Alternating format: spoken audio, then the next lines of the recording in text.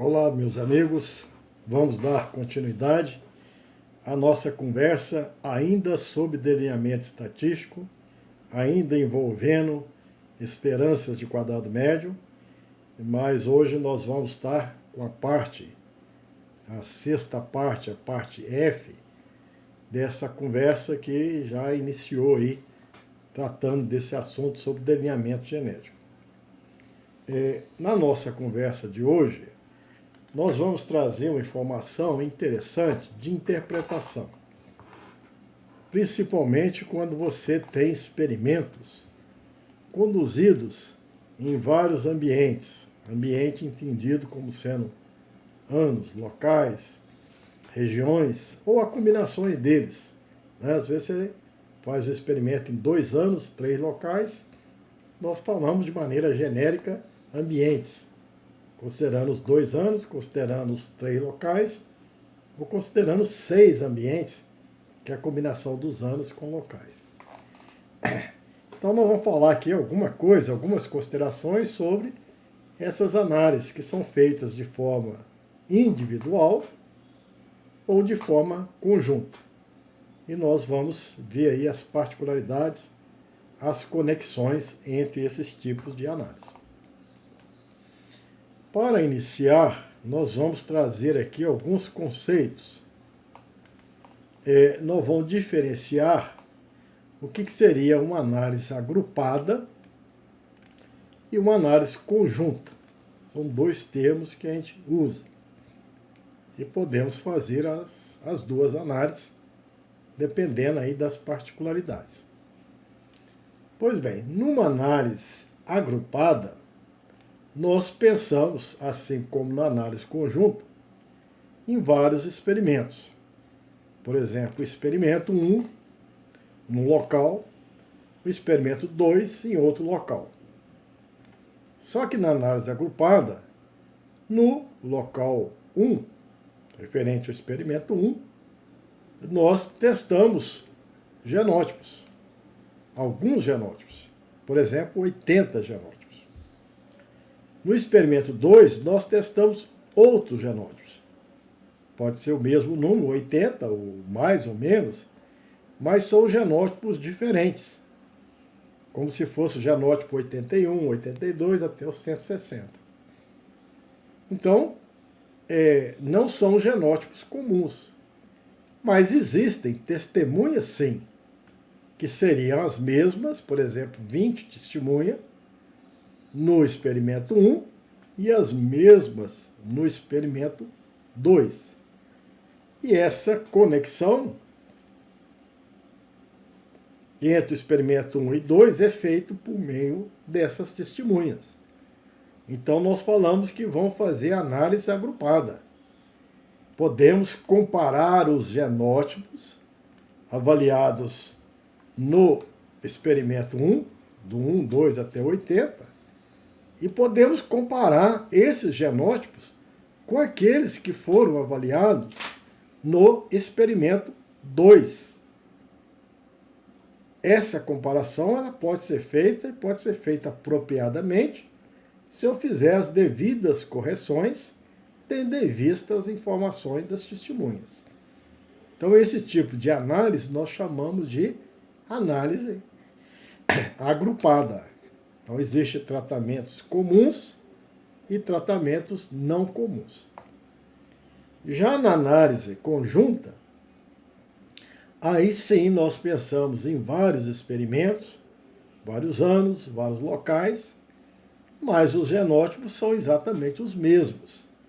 Então, testo aí 50 genótipos no local 1, os mesmos 50 no local 2 e assim por diante. Então, nós temos essas 2 modalidades de análise. Então, nós podemos tecer considerações sobre ambas. A nossa fala de hoje, nós vamos estar focando a análise conjunta. Uma ilustração aqui, nesse experimento aqui, eu posso considerar que é o experimento 1, o experimento em blocos, tem aqui o bloco 1, aqui o bloco 2, cada bloco, né, tem aí a mesma quantidade e qualidade de tratamentos. E vou fazer um ensaio 2, com a particularidade de ter tratamentos comuns que repete no experimento 1 e 2, que seria os tratamentos comuns C1 e C2. Mas no experimento 1, eu posso analisar separadamente. Analisei o tratamento T1, T2, T3, a família 1, família 2, família 3. E lá no experimento 2, eu avaliei a família 4, a 5, a 6, a 7, a 8. Pode ser um número desigual. Obviamente que os comuns têm que ser comum no tipo e na quantidade de tratamento. Aqui na análise conjunta, aqui seria uma outra ilustração, nós temos um experimento, né? Aqui no ambiente 1, aqui experimento em bloco, envolvendo o bloco 1, bloco 2, e eu avaliei o tratamento T1, T2, T3. No bloco 1 e no bloco 2, experimento em DBC normal. Posteriormente, a fim de estudar, principalmente estudar um fenômeno bastante interessante, da interação genótipo-ambiente, eu vou montar um experimento repetido lá em outra condição ambiental. Então, são os mesmos tratamentos, né? Mas noutra estrutura. Podemos até escolher um número de blocos diferente, mas normalmente, por questão de organização, a gente mantém, né, o delineamento em bloco, com o mesmo número de repetição, e seriam os mesmos tratamentos, né? Então, temos a possibilidade de fazer análise agrupada ou análise conjunta, dependendo da particularidade aí do nosso experimento. Mas a gente, então, tem que saber algumas conexões para a gente poder fazer as interpretações apropriadas. O que nós vamos falar a seguir vai ser sobre análise conjunta, com o objetivo particular de se estudar a interação genótipo-ambiente. Interação genótipo-ambiente é um fenômeno importantíssimo, né, na pesquisa, que é consequência do comportamento diferencial de genótipo frente às variações ambientais. Para você estudar a interação genótipo-ambiente, você considera que existem vários genótipos e vários ambientes. Então, a condição mínima de você estudar 2 ou mais genótipos em 2 ou mais ambientes. Aí sim você vai perceber esse fenômeno. Então, existem algumas situações. Uma situação interessante é aquela em que você tem 2 ambientes, por exemplo, 2 locais, 2 anos, e você tem aqui o genótipo 1 e o genótipo 2. Vamos supor que o genótipo 1 aqui produz 10, o genótipo 2 produz 20. Mas, variando um ambiente, pode ser que exista um ambiente, o efeito ambiental, mas não existe interação. Ou seja, o genótipo 1 e 2 responde de maneira semelhante. Se o ambiente melhorou, há um acréscimo, por exemplo, de 20 unidades, no genótipo 1 ele passa a produzir 40. E o genótipo 2, que produzia 10, passa a produzir, tá certo, 30. Então veja que existe aí um comportamento, um efeito de genótipo, um efeito de ambiente, mas não existe resposta diferencial, a resposta é a mesma. A mesma diferença que você tinha no ambiente 1, você percebe no ambiente 2. Então existe o efeito de genótipo, existe o efeito da qualidade ambiental, mas não existe uma situação em que a gente fala que há ausência da interação genótipo-ambiente. Na situação B, né, nós vamos dizer que existe uma resposta diferencial. O genótipo 1, por exemplo, produz 20, o genótipo 2 produz 10, há uma melhoria do ambiente, uma condição desfavorável, se for o caso, e eles respondem, mas vão responder de forma diferencial. Esse aqui passa de 20 para, sei lá, 100, aumenta 80 unidades. E esse outro aumenta também, mas de 20 passa para 50. Então houve resposta, mas houve uma resposta diferencial. Então a essa resposta diferencial nós chamamos de interação genótipo-ambiente. Como foi uma resposta, mas eu percebo que o genótipo 1 é melhor do que o 2 no ambiente 1. E mesmo havendo resposta diferencial, eu ainda percebo que o genótipo 1 é melhor do que o 2. Então veja que as diferenças foram realçadas em função do ambiente. Então nós falamos que há uma resposta diferencial, há uma interação genótipo-ambiente, mas essa interação é do tipo simples. Você ainda continua fazendo um ranqueamento tão apropriado no ambiente 1 quanto no 2. Então essa é a interação do tipo simples. Agora nós percebemos que existe uma outra situação, em que no ambiente 1, o genótipo 1 produzia 10, o outro produzia 20. Então sou capaz de afirmar que o genótipo 2 é melhor que 1. Mas na hora que eu vou para outro ambiente, né, que certamente tem uma resposta diferente, uma qualidade ambiental diferente, pode ser que o genótipo 1 que produzia 10 passe agora a produzir 40. E o genótipo que produzia 20, ele passa a produzir 5. Há uma inversão. Então eu não posso dizer qual que é o melhor genótipo. Ele depende muito das condições ambientais. No ambiente 1, o melhor genótipo é o 2. No ambiente 2, o melhor genótipo é o 1. Há interação? Há uma resposta diferencial? Sim. E ela é complicada. Até o ranqueamento, né, quem é primeiro, segundo, terceiro lugar, ele é alterado em função dessa resposta diferencial. Então veja que existe aqui várias situações em que a gente pode caracterizar as interações como sendo complexa, né? Ela é uma interação que compromete aí essa generalização do desempenho do genótipo, do bom genótipo, do genótipo médio, do genótipo ruim. Então, a gente precisa detalhar isso. A gente precisa perguntar uma pergunta básica se existe ou não interação genótipo-ambiente. Então, nós vamos fazer uma análise e quero saber se ela existe. Se existir, se a interação de fato existe, então eu vou tomar providências. Normalmente existe duas correntes de providência.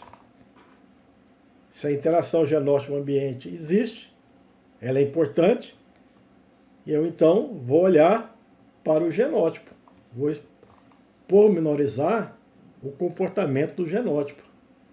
Tem certo genótipo que vai ter comportamento bom em todos os ambientes. Aí surge o outro conceito de adaptabilidade. Tem certos genótipos que são bons para ambientes de alta qualidade. Adaptabilidade específica, ambientes favoráveis. Tem outros que são bons para ambientes desfavoráveis. Então eu posso caracterizar genótipos. Não posso ter uma opinião geral, o genótipo 1 é bom. Não. O genótipo 1 é bom para o ambiente tal. O genótipo 2 é bom para outro. Então eu preciso ter uma informação sobre o potencial, sobre a adaptabilidade e sobre a estabilidade de cada genótipo. Então existe essa corrente de estudo em que o agente, o protagonista, é o genótipo. Tem gente que já acha que eu devo também estudar o ambiente. A questão é o ambiente. Então pode existir um comportamento diferencial dos meus genótipos naqueles vários ambientes, mas pode existir subgrupos de ambientes em que o comportamento ele é homogêneo. Então, às vezes, existe a necessidade de fazer o zoneamento. da aptidão do genótipo. Então nós fazemos zoneamento, fazemos estratificação ambiental. Tem métodos, tem análise que combinam as duas coisas, que analisam extratos de ambientes e analisa adaptações específicas de genótipo. Então, encarando, se a gente tiver problema de interação, a gente precisa recorrer a conhecimentos básicos para tomar decisões que vão aí nortear um programa de melhoramento. Então, é um tema relevante. Bom, então a gente diz que essa análise conjunta ela é importante, mas a análise conjunta é uma consequência de análises individuais. E eu preciso aprender a analisar dados de experimentos individuais e conectar com dados de análise conjunta. O que acontece em cada ambiente, se eu tomar a coisa como um todo, vai ter um padrão de comportamento? Em relação a quê? Tem muitos efeitos. Tem efeito de bloco, efeito de resíduo, efeito de ambiente, efeito de genótipo. Então nós vamos aprender a fazer conexões, sabendo que a análise conjunta ela é importante, mas sabendo que ela é a consequência de você ter juntado as informações individuais. Posso juntar? Pode. O que tem, o que uma interpretação vai impactar em outra interpretação? Então vamos falar aqui sobre as informações gerais, né, de análise individuais. Vamos pensar, né? Nós vamos pensar numa situação em que nós temos experimentos, pensar um básico, mais provável, experimento em blocos ao acaso, repetidos, e há ambientes aí, de maneira geral, locais, anos, épocas e tudo mais. Pois bem, então nós estamos pensando nesses ensaios em vários ambientes. O que nós podemos fazer nas análises individuais, ou para cada ambiente? Bom, nós vamos fazer análise no ambiente 1, no ambiente 2, tantos quanto existirem.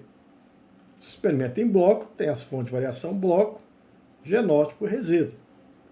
Faça análise de variância, tem os graus de liberdade, os quadrados médios, esperança de quadrado médio, que eu já sei. E vou aqui fazer teste de F apropriados, fazer as conclusões gerais do experimento 1, que eu já sei fazer. E vou tirar, analisar, interpretar, processar, interpretar também no ambiente 2. Devo interpretar corretamente, extrair o máximo de informação, né? Então, a gente vai estar preocupado em destrinchar bem as informações que existem no ambiente 1 e 2. Saber da média geral, lá no ambiente 1, ambiente 2. Essa informação da média vai dar a qualidade ambiental. Testei no local 1, produziu em média 5.000 quilos. No local 2 está produzindo 8.000 quilos. Então a qualidade ambiental, né? Pode ser que ali tenha mais luminosidade, menos pragas, menos doenças. Então, é uma informação relevante que eu tenho que olhar para a análise individual. Tem perguntas individuais. Naquela região existe variância genética? Posso certificar pelo teste F apropriado. Vou responder, tem variância genética manifestada no local 1. Tem variância genética manifestada no local 2. E na análise conjunta vai ter? Bom, preciso aprender a fazer conexões. Tem que ver a precisão experimental. Experimento conduzido em ambiente diferente, as condições ambientais diferentes podem impactar na precisão. Até a equipe técnica, que às vezes está no local 1, tem mais zelo do que a equipe técnica que está no local 2. Pode variar, então você tem que ser crítico. Então aqui, se ela existe, eu tenho que quantificar a magnitude da variabilidade que está manifestando no local 1, no local 2. Né? Os locais, né, permite exibir mais ou menos variância, porque o potencial genético pode ser permitido manifestar ou ser inibido. As heredabilidades também. Então eu vou explorar, como bem sei, o meu conjunto de dados em cada um desses experimentos. E também vou fazer uma análise de variância conjunta, né? Isso provavelmente eu devo fazer também. Reunir todos os experimentos, né? E aí adotar o modelo geral. Posso adotar aqui o modelo de análise conjunta, pensando em Y ou X e JK, o efeito da média, o efeito dos meus genótipos, os efeitos dos ambientes, e agora eu tenho o GA e J. Posso considerar que eu tenho bloco dentro de cada ambiente, JK, mais um erro IJK. Então, posso considerar para análise conjunta. Aí eu vou descrever aqui essas fontes de variação. Tem bloco dentro de ambiente, genótipo, ambiente, GA e resíduo. Temos aqui os graus de liberdade, sabemos métodos e como obter quadrados médios, a esperança do quadrado médio. Temos que ter reflexão, saber quem que é fixo, quem que é aleatório. Considerei todo mundo aqui aleatório, então tem um componente de variância, sigma 2G, sigma 2A, sigma 2GA, sigma 2B dentro de A e sigma 2. Temos que conhecer essa esperança do quadrado médio. Nós já aprendemos aí em conversas anteriores. Essa esperança é fundamental, que ela norteia as estatísticas F. Né? Então eu vou saber como testar genótipo. Então tem uma pergunta importante, se sigma 2G é igual a zero ou diferente de zero. Então tem que ter um teste para sigma 2G. Tem que ter um teste para ambiente, tem que compor aqui quadrados médios. Tem um teste para sigma 2GA, outra pergunta de grande relevância, é se a interação é significativa ou não. Então vou explorar os dados. Explorar, ver a média geral, fazer teste de hipótese, estou interessado nessa pergunta, nessa outra pergunta, nessa pergunta. Para cada pergunta tem um F que eu preciso saber qual é, né, a luz da esperança do quadrado médio. Coeficiente de variação geral e as estimativas da variância genética, do sigma 2GA, sigma 2A e assim vai. E se quiser, uma heredabilidade pensando na estratégia de seleção, a média do desempenho conjunto dos meus genótipos. Então veja que aí eu vou tomar providência, mas vamos pensar na análise desse conjunto de dados. Eu tenho que, dessa análise conjunta, eu tenho que olhar para trás. Olhar para as minhas análises individuais. Porque lá também tinha informação. Lá falava que existia variância no local 1, variância genética no local 1, variância genética no local 2. Agora eu fiz a análise conjunta, não tem variância genética. Por quê? Errei? Isso faz sentido? Não faz sentido? Tá certo? O que está acontecendo? Então, se eu não fizer as conexões, eu não sei interpretar. Tá certo? Então, essa habilidade de interpretar, ela é fundamental. Então, tem que olhar para as análises individuais. E, em cima dessa análise conjunta, olhar para frente. Né? O que acontece se existir interação? Bom, muitas vezes eu vou fazer análise de estabilidade, adaptabilidade, como eu já falei, eu vou fazer estratificação, eu vou fazer decomposição, eu vou se existir algum efeito fixo, eu quero comparar a média, que tipo de média que eu vou fazer, que teste de média, como que eu vou fazer esse teste. Então tem muita coisa. A partir daqui, eu sigo rumos que eu tenho mais indagações e mais respostas. Mas o meu problema, a conversa de hoje é conectar análises individuais com análise conjunta. Então é preciso que eu esteja atento a esse tipo de conexão para eu interpretar. Se eu pretendo fazer conexões, existe aqui uma regra básica que a gente precisa estar sempre atento. A primeira regra, que é a soma de quadrados aqui de efeitos alinhados, de genótipo dentro de ambiente, que é típico das análises individuais. Genótipo dentro do ambiente 1, soma de quadrados de genótipo dentro de ambiente 2. Essa soma de quadrados, mas se eu pegar na análise conjunta, a soma de quadrados de genótipo dentro do ambiente nada mais é do que a soma de quadrados de genótipo mais a soma de quadrados de genótipo vezes ambiente. Então, eu posso criar essa fonte de variação.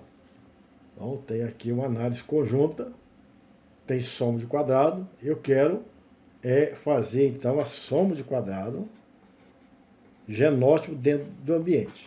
Digamos que a interação foi significativa. Então, eu vou pegar a soma de quadrado genótipo, aqui o quadrado médio, e a soma de quadrado genótipo vezes ambiente, e no quadro da análise de variância conjunta gerar essa informação. Então pode ser que eu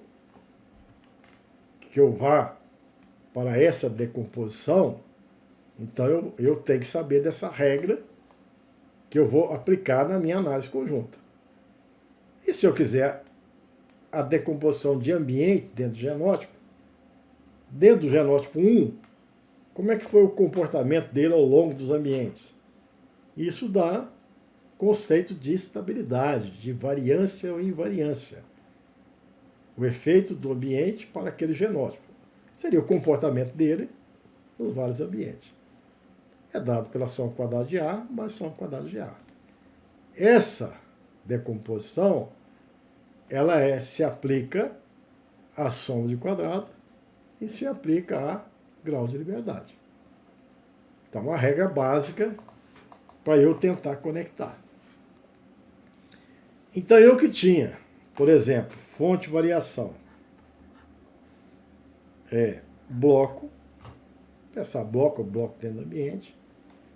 Aqui nós tínhamos, vamos pensar que eu tinha tratamento, ambiente, TA e resíduo.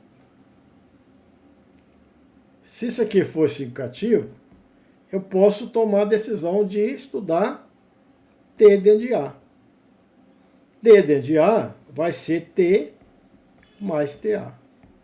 Então, eu vou somar essas duas e destacar T dentro de A. E aí, na análise conjunta, eu já sei fazer. E aí eu trago a informação da análise individual.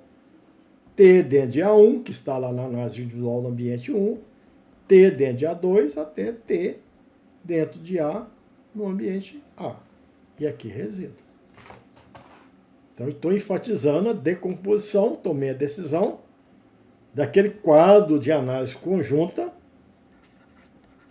eu visualizar ou as análises individuais, então eu vou lá e volto. O que deu na análise 1, 2, 3?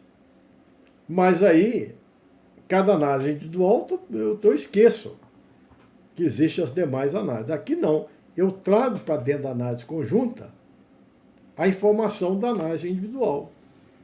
Então, estou fazendo a decomposição, quero ver o comportamento do genótipo no ambiente 1, 2, 3, 4. Como posso fazer também a mesma coisa, eu posso decompor, né?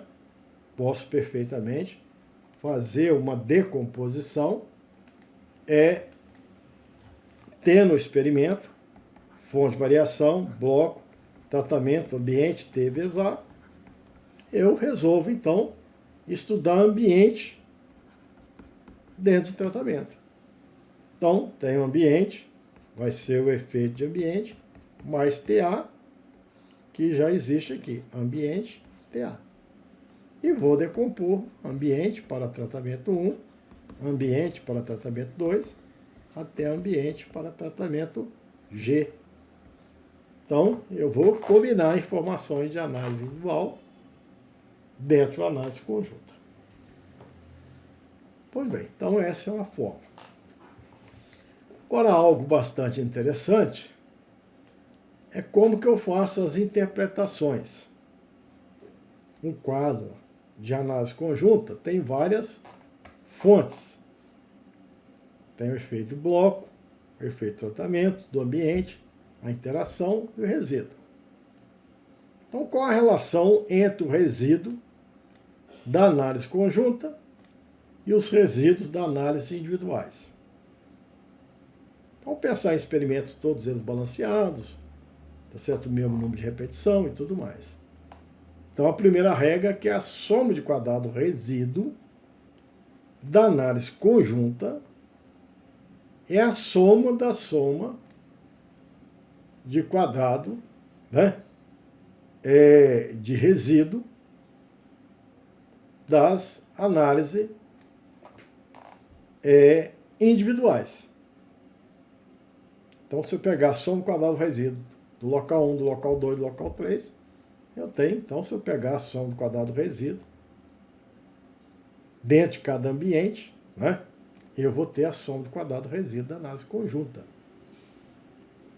E o grau de liberdade do resíduo também é a soma dos graus de liberdade do resíduo das análises individuais. Os graus de liberdade do resíduo da análise individual do experimento em bloco ou acaso era R-1, G-1.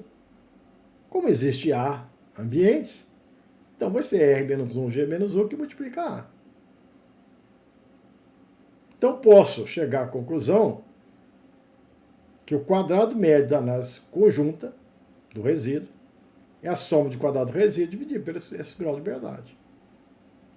Ora, mas a soma de quadrado do resíduo, eu sei que, pela essa primeira regra, né, por essa primeira colocação, que essa soma quadrado do resíduo é a soma quadrado do resíduo no ambiente 1, no ambiente 2, até no ambiente A. Vou deixar esse A isolado, dividido por R-1, G-1. A soma do quadrado do resíduo dividido por esses graus de liberdade é o quadrado médio do resíduo no ambiente 1. Quadrado médio do resíduo no ambiente 2, quadrado médio do resíduo no ambiente A, dividido por A. Então, é a média. O quadrado médio do resíduo da análise conjunta é a média, se tiver os mesmos graus de liberdade, tudo balanceado, vai ser os mesmos, vai ser R-1, G-1, não houver perda, é a média aritmética dos resíduos. E isso é importante. Né? Isso me leva a uma reflexão muito grande. Então, tudo que eu faço para saber se tem diferença entre tratamento, entre interação, é comparar quanto um resíduo. Né? Por exemplo, tem uma pergunta básica. Existe sigma 2GA igual a zero, diferente de zero? Eu vou fazer um teste F, vou comparar quanto um resíduo. Que resíduo é esse? É uma média dos resíduos da análise individual. Então, eu fiz um experimento. Experimento no local 1, o resíduo deu 10. Experimento no local 2, o resíduo deu 8. Experimento no local 3, o resíduo deu 12. Experimento no local 4, o resíduo deu 1000. E aí eu vou fazer a análise conjunta. Qual que vai ser o resíduo? Vai ser a média. O 10, o 8, o 12, mais 1000 dividido por 3. Então, veja, é justo, então, entrar numa análise conjunta e um resíduo inflacionado, detonado. Então, é a média. Você arrumou um resíduo que você esperava que a pressão experimental fosse o mesmo, o zelo fosse o mesmo, mas existe um experimento lá que está me complicando a vida. Tem um resíduo aí que agora eu vou analisar quanto o resíduo, que aquele ponto impacta muito. Por isso que a gente muitas vezes fala, faça um teste de homogeneidade, de variância do resíduo. Você vai usar um resíduo médio. Seria importante que tivesse um resíduo não tão discrepante. Chega um ponto que você pode melhor não considerar a informação desse local. Esse local destoa dos demais. Se eu pegar a informação desse ambiente para análise conjunta, eu posso comprometer. Então, muitas vezes a gente pede para fazer um teste de homogeneidade de resíduo. Tem testes apropriados, às vezes tem regra prática. Lá no livro comentei alguns, fala, você tem vários resíduos, local 1, 2, 3, 4, você pega o maior, divide por menor, Se der menor do que 7, porque já existe lá a tabela, mais ou menos, em função dos graus de liberdade, tamanho, é mais ou menos homogêneo, você pode ir tranquilo para frente. Se for maior que 7, bom, aí tem uma discrepância muito grande. O que você pode fazer? Você pode eliminar aquele local com um resíduo grande. Né? Ou você pode até analisar. Mas aí você tem que fazer ajustes. Aí é recomendado ajustes em grau de liberdade, tanto do resíduo quanto da interação.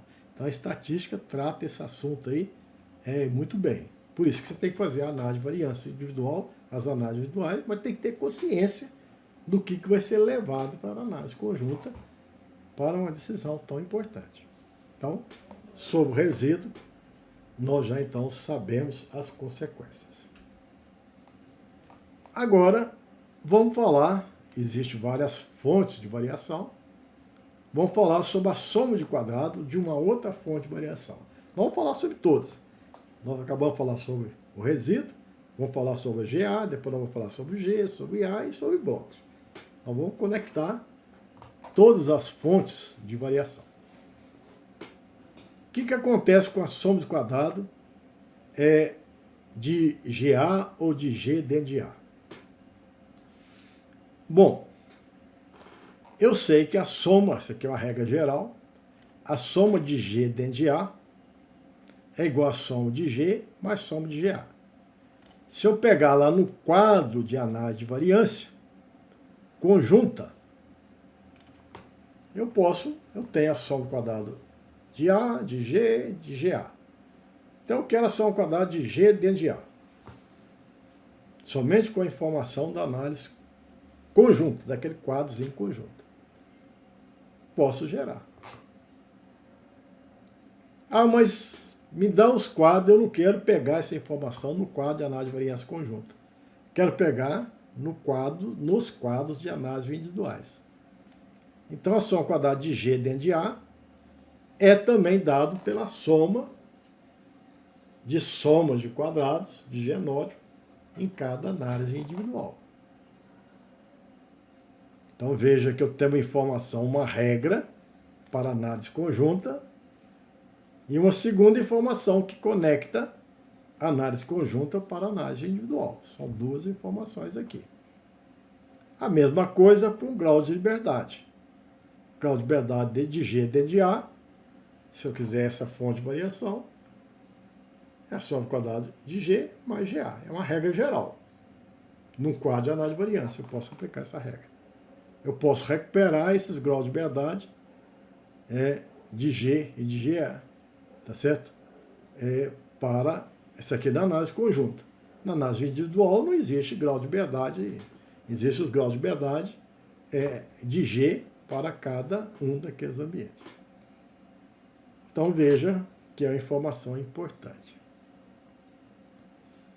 E aí a gente começa a perceber que existe algo importante aqui. Né? Então se essa soma quadrada de genótipo ela tem conexão, né? Se a soma do quadrado de genótipo conjunta é a soma da soma do quadrado de genótipos menos a interação, então um fenômeno que às vezes é mal interpretado é aquele em que você faz análise de variância no genótipo, dos genótipos no ambiente 1, detecta a diferença, análise do genótipo no ambiente 2, detecta a diferença. Então você está somando coisas que estão percebendo que existe diferença, mas na hora que você faz a análise conjunta, né, essa soma de quadrado de genótipo pode ser não significativa. Não existir variância genética na análise conjunta. E você vai interpretar como? Você vai interpretar pensando nessa forma.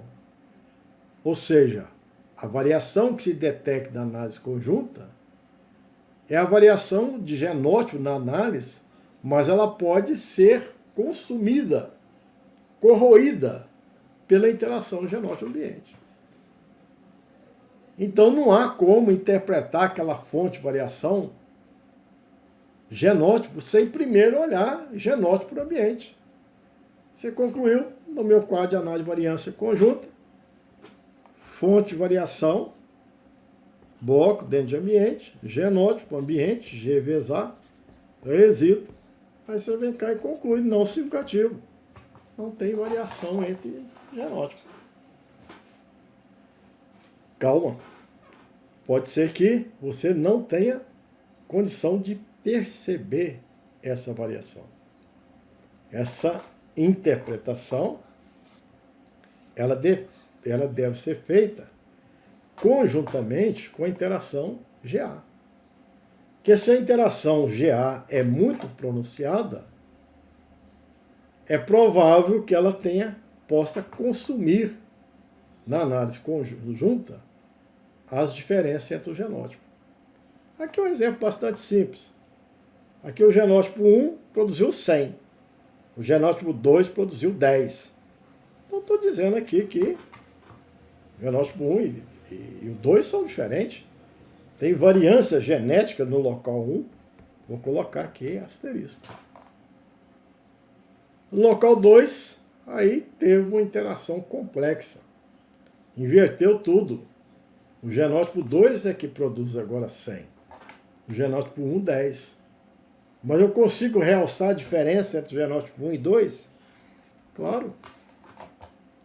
A diferença até grande. Um produz 10 vezes mais do que o outro, significativo. Então existe variância entre os genótipos, variância genética.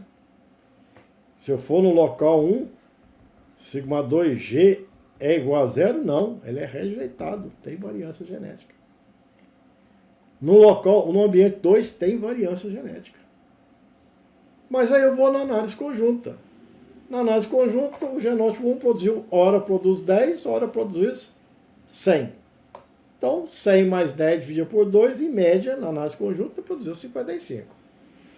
O genótipo 2 produz também 10 e 100. Em média, 55. Se o genótipo 1 produz 55, o outro produz 55, tem variância? Não, não tem variância. Então, nessa análise conjunta, se eu for testar, sigma 2G é igual a 0? Não tem como distinguir nas médias conjuntas o genótipo 1 por 2. Mas por quê? Porque a interação era complexa. A gente tem que lembrar dessa fórmula. Existia isso, significativo, mas a interação também era significativa, e uma coisa grande, menos outra coisa grande, não sobrou nada para realçar as diferenças nas médias marginais do genótipo.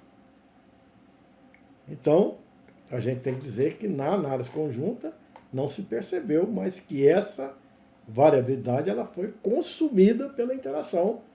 Há que se tomar uma providência, estudar as diferenças entre genótipos que possa existir, mas dentro de cada ambiente.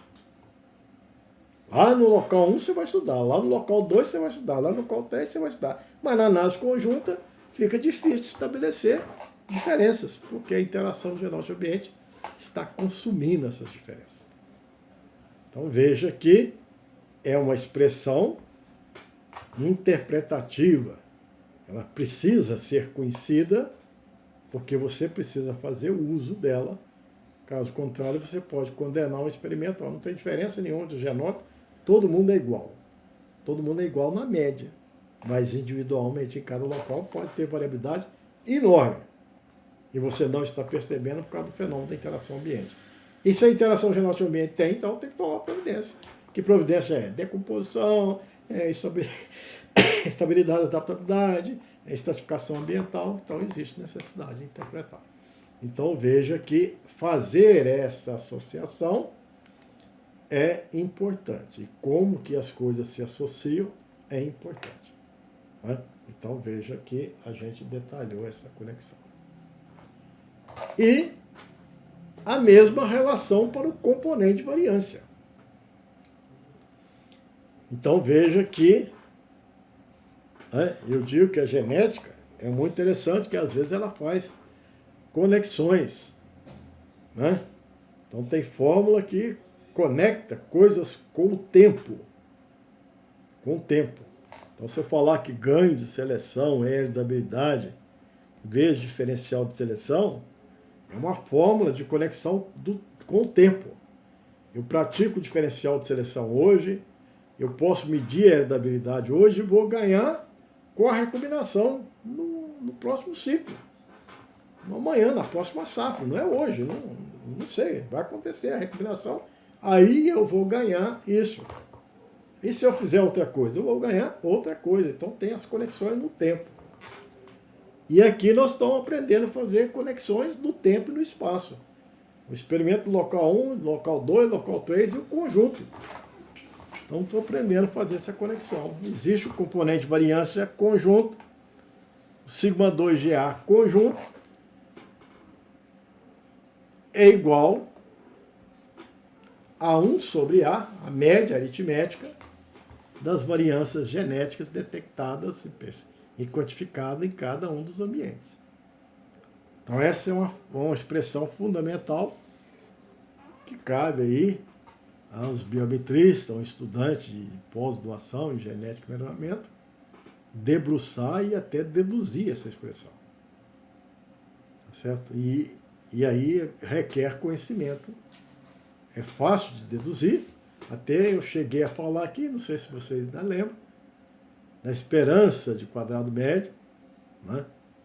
E a gente quer preservar essa expressão mesmo nos modelos mistos, onde A é fixo, tá certo? Então, essa expressão também é válida em qualquer que seja a situação, mas aí você tem que colocar um alfazinho no componente sigma 2GA e esse alfa é A sobre A menos 1. Então tem alguns detalhes que a literatura trata, mas eu preciso garantir essa expressão que é muito interpretativa. Faz uma conexão que me interessa entre uma análise conjunta com a análise individual. Uma interpretação que vai além, pode ser experimentos conduzidos no tempo, no espaço e conecta. E aí faz com que essa variância genética que eu percebo na análise conjunta é a média da variância genética das análises individuais. Mas tem a subtração do sigma 2GA. Então a variância genética no local 1, local 2, local 3 pode ser grande, enorme. E na análise conjunta, a mesma variância genética é a média, né, de números grandes. Deveria ser grande? Sim, mas descontado sigma 2GA. Se a variância genética no local 1 foi 1000, local 2 foi 1000, local 3 foi 1000, então a variância genética na análise conjunta vai dar 1000? Vai dar 1000 menos a interação. Se a interação for 1000, vai dar 0. Dá nada. Essa expressão é importante que você saiba.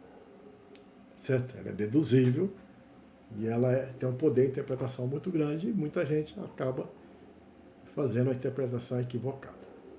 Tá certo? É muito importante isso. Bom, então nós falamos sobre o componente de variância e agora vamos voltar às fontes de variação relativa à soma de quadrado, a fonte de variação de ambiente.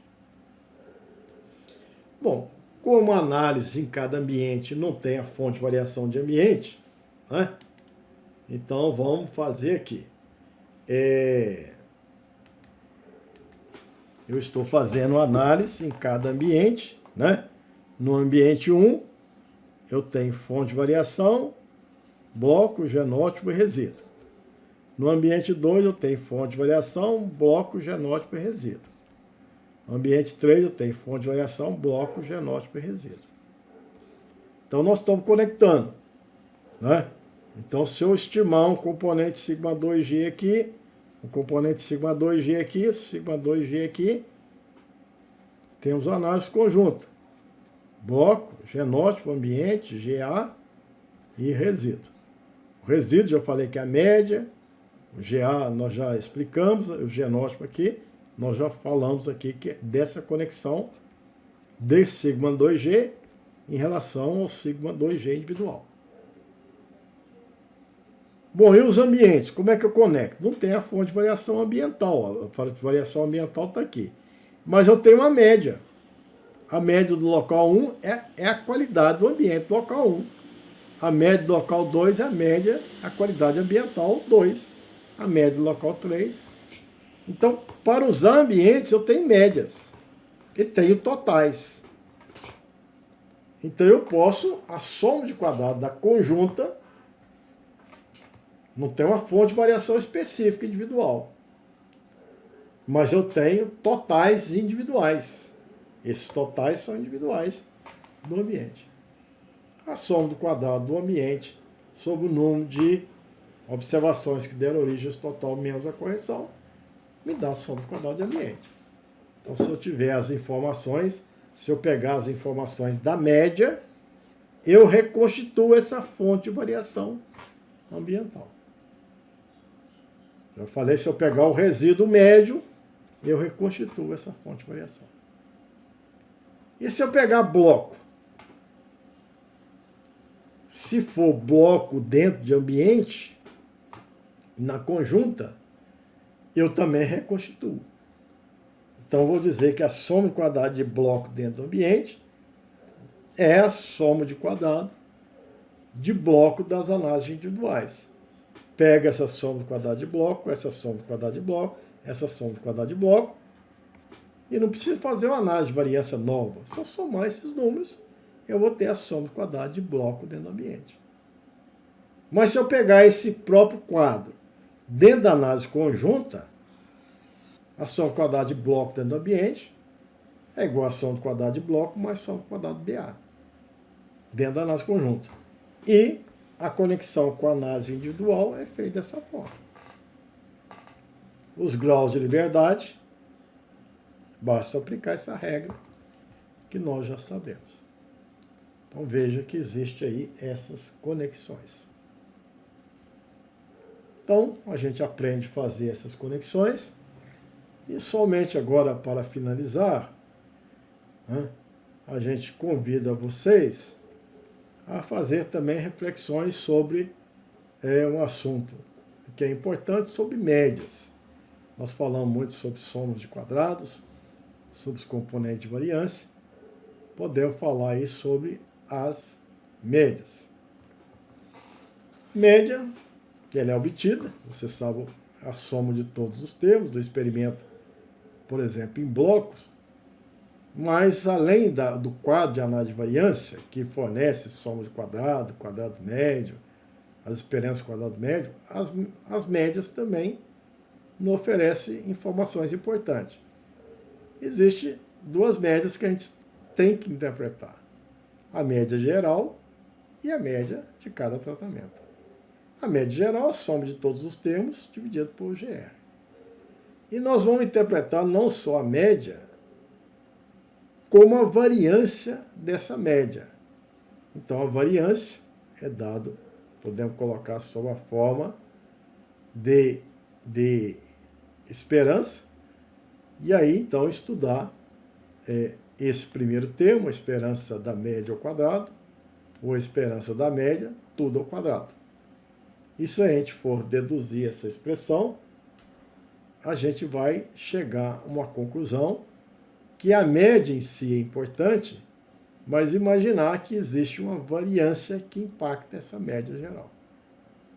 E isso precisa ser conhecido e precisa ser explicado.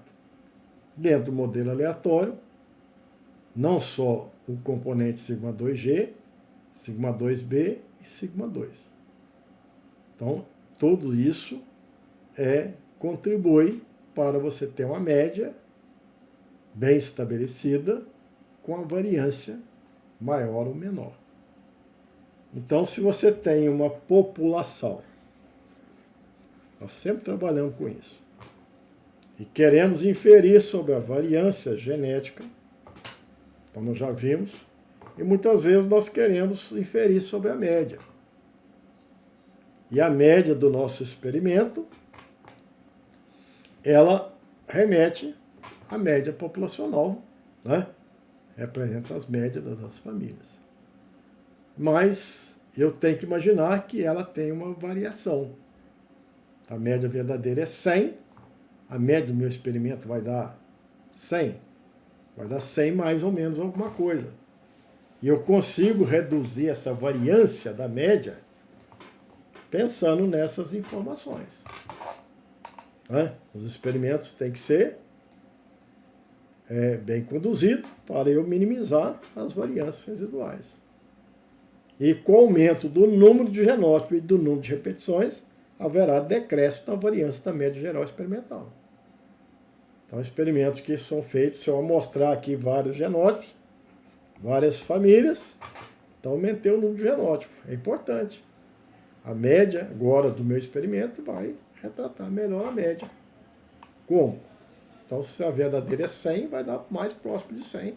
Vou diminuir a variância dessa média geral. Então, são dois. Por isso que o experimento tem que ser bem conduzido, bem planejado, com o número de repetições, o número de genótipos apropriado. E, por fim, a média de um tratamento, também considerando um modelo em blocos ao acaso. Este é o modelo.